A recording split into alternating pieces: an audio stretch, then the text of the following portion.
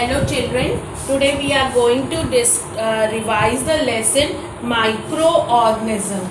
We are revising the lesson microorganisms. Microorganisms are very tiny and cannot be seen through a naked eyes. So how do we see it? Usually with the help of a compound microscope we are able to view the tiny microorganisms. Micro means tiny, which cannot be seen by the naked eyes. We are seeing it with the help of a microscope.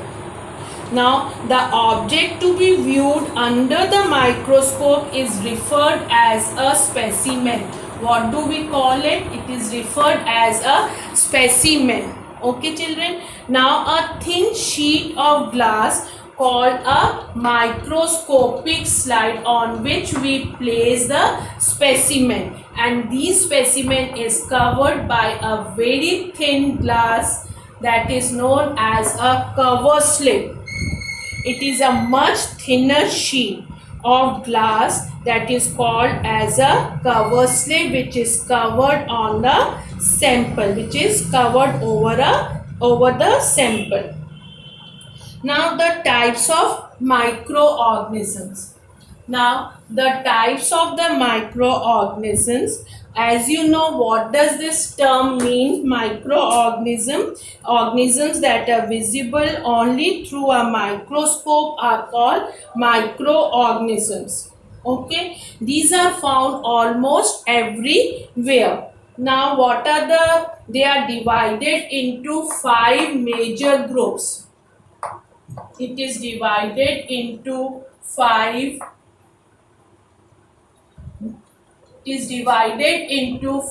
major groups. So what is the first one? We are discussing about the major groups of the microorganism. Bacteria. Now what about the bacteria? These are the unicellular organisms, okay, and they have different shapes. Now the next one is about the protozoa. These are the group of animal life unicellular organisms. Examples are amoeba, paramecium and euglena. Then the next is about fungi. These are fungi may be either microscopic and unicellular. Example is yeast and mold. It can be microscopic and multicellular. Example are mushrooms and toadstools. All fungi lack chlorophyll. Now next we are discussing about the algae. These are the group of simple plant-like organisms that contain chlorophyll. They may be unicellular or multicellular. Some unicellular algae also exist in colonies. Now the next is about the viruses. The viruses are hard to classify as living or non-living on their own. They show no signs of life. However, they reproduce inside the cells of organisms such as plants, animals or bacteria. Tobacco mosaic virus TMV, and HIV are examples of viruses. Swine flu is caused by the virus. Okay, now we will revise about the useful microorganisms. Now about the useful microorganism. So they are used in the commercial. Now what are their commercial uses? It is used in making curd and cheese. Used in making curd and cheese. Okay. It is used in making curd and cheese. Which bacteria helps in making curd? That is a lactobacillus bacteria. And what is the role of the rennet? That rennet, when that rennet is added, addition of rennet results in the formation of lactic acid, which makes the milk more acidic, and it also makes the process faster. That is the role of the rennet. Okay, now there is a term fermentation. Now, what does this term fermentation mean? The process of conversion of sugar into an acid or an alcohol is called as a fermentation by the action of microorganism. The process of conversion of sugar into acid or an alcohol by the action of microorganisms. Okay, then it is also help in making alcoholic beverages. Which microorganism helps in the alcoholic beverages? That is also the yeast helps in making bread also. Which microorganism? That also the yeast helps. What is the role of the yeast? That makes the bread and cake spongy. It is also help in making the bread. It is also help in making alcoholic. We are discussing about the commercial uses. It also help in alcoholic beverages making. This all microorganisms help in it, children, in the making bread also. Then also helps in making vinegar, coffee and tobacco. Also helps in making toothpaste. This all were the commercial uses. Now it also helps in the, now we are discussing the next one is about the medicinal uses. Medicinal uses. So what are that medicinal uses? Helps in making the antibiotics, helps in making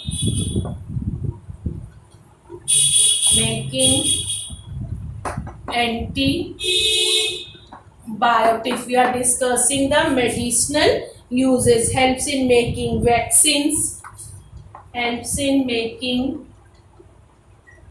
vaccines, helps in making food supplements, helps in making food,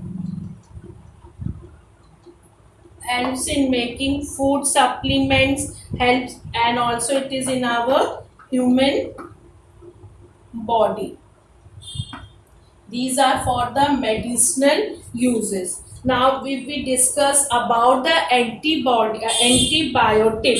Antibiotics are used to control microbial diseases in animals and plants.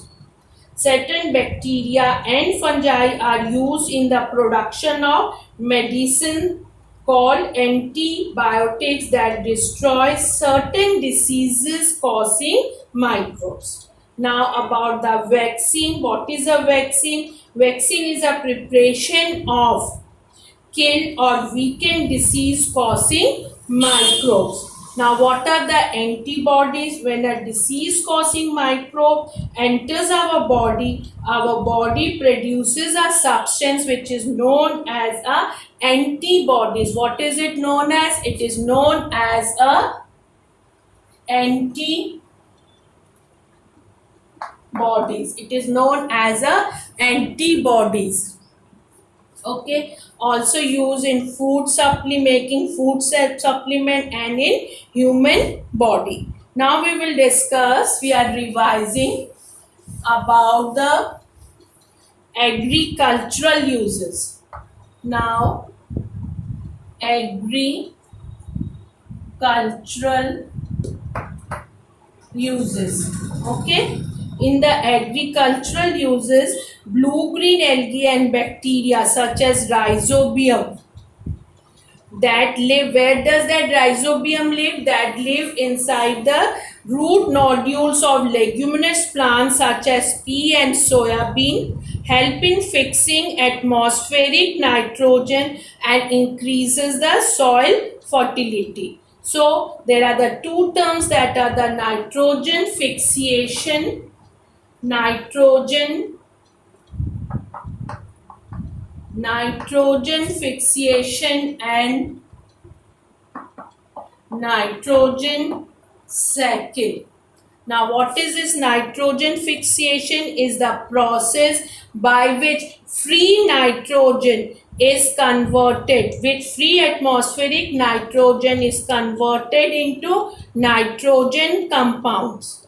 Okay, now what is this nitrogen cycle? Is a natural cyclic process. It is a natural cyclic process.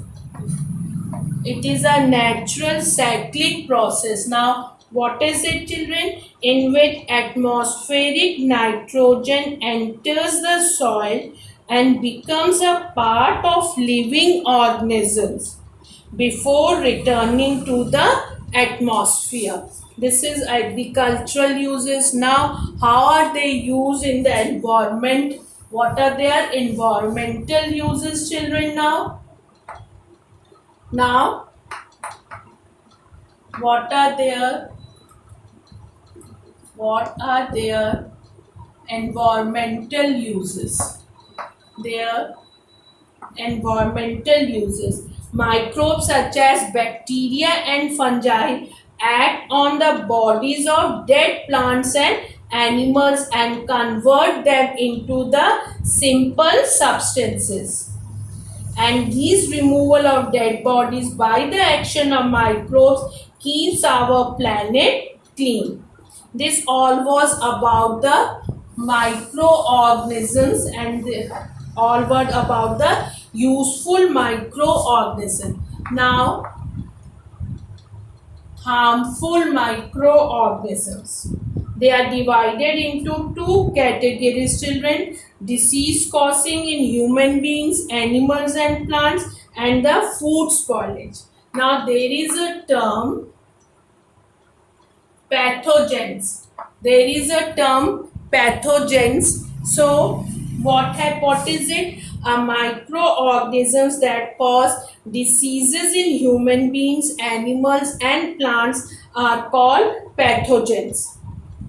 Okay, now in human beings, pathogens can, now in human beings we are discussing, in human beings, pathogens can enter to a body of a healthy person through air, water,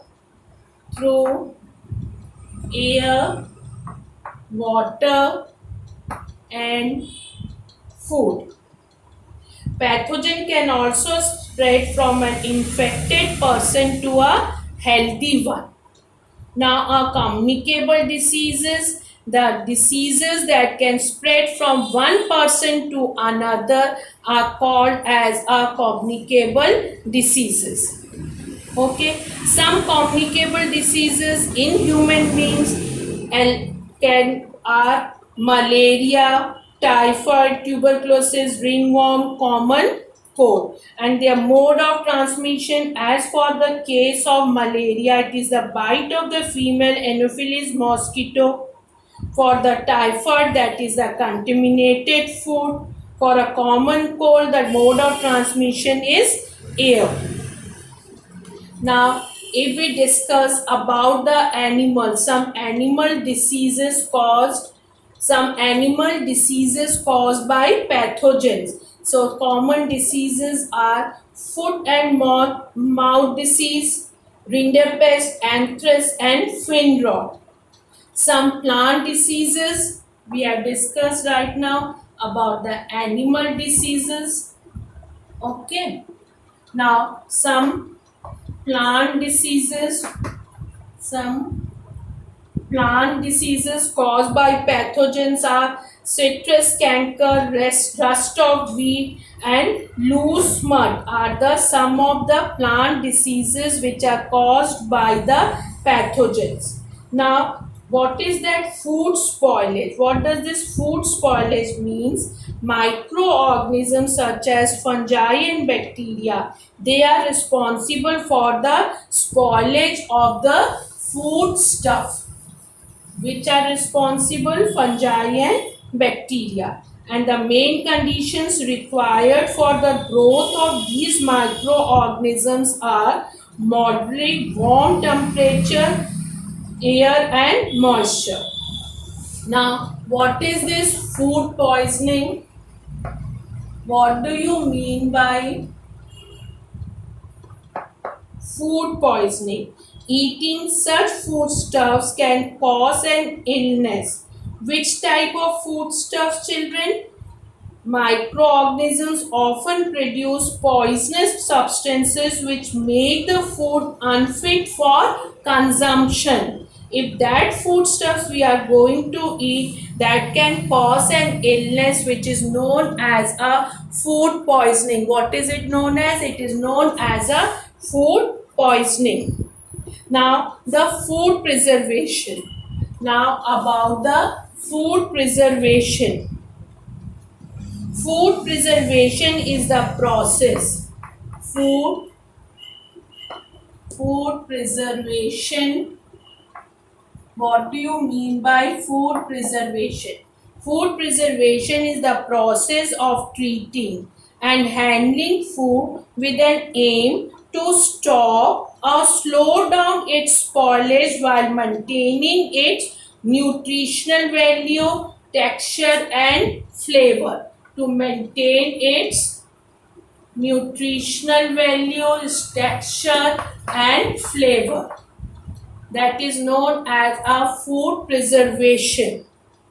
Different methods of food preservation are used for different types of food. What are the different methods of food preservation? The different methods are boiling, dehydration, freezing, canning, using chemicals, chemical preservatives, and using salt, sugar, oil or vinegar, and pasteurization. These are the different common methods of food preservation. So, all this was a common methods of food preservation. What are that, children? They are boiling, dehydration, refrigeration, freezing, canning, using common chemical preservatives, using salt, sugar, oil or vinegar. This all was about the microorganisms revision, children. Now we will be discussing the next lesson, that is the crop production and management. The revision of crop production, revision of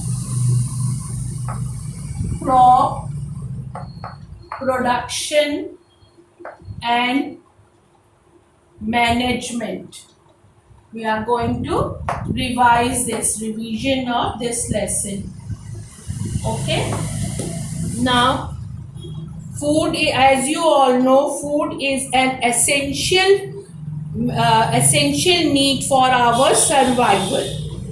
Proper management and distribution of food produced on a large scale is also very essential. We have already discussed about the production and management of the food. So we are going to discuss topic wise. First of all, about the agriculture. What does this term agriculture means? Growing foods and rearing animals for food, clothing and other useful products is called agriculture. Now the next one is about the topic crop. What does it mean? Plants of the same kind grown on a large scale for food, clothing, etc. They are known as a crop. Okay, based on the growing season, the crops are grown in India. What are that, children? They are classified as Rabi and Kharif.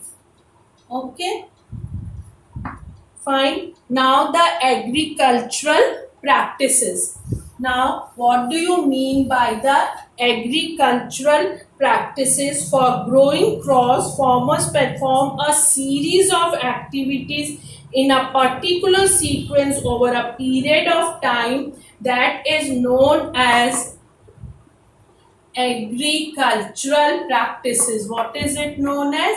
Agricultural practices, that whole sequence. What are their steps? Soil preparation, then it is selection and sowing of seeds, then irrigation, then after that weeding and crop protection, harvesting and storage. Now for the soil preparation, also the 3 steps are required. What are that for the 3 steps? That are plowing.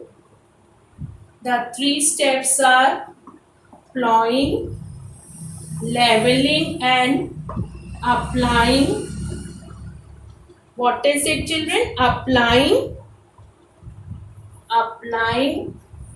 fertilizers. Okay, applying fertilizers. The process of loosening and turning the soil is called plowing or tilling. And now, what is the term this leveling?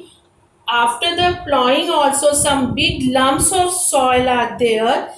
They remain in the field. These are crushed using wooden or iron planks that are known as levelers, and this process is called as leveling. And applying fertilizers to make the soil more fertile. That can be a natural fertilizer or it can be a chemical fertilizer.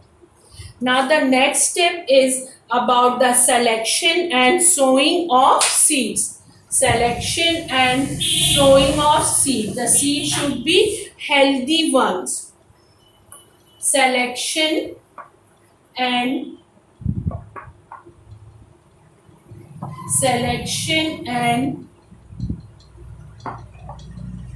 sowing of seeds.